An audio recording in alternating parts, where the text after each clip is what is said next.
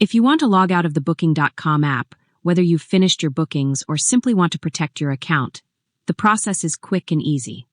In this tutorial, I'll show you how to log out of the app and keep your data safe without any hassle. So before we begin, if you're new to my channel, make sure to subscribe and turn on the notification bell so you never miss a new video I upload. Now, to get started, find the Booking.com app and open it.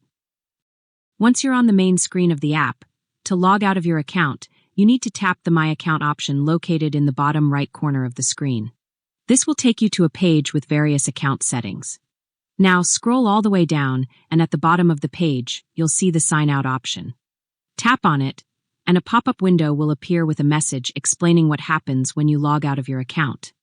It says that your personal data, including bookings, will be temporarily hidden.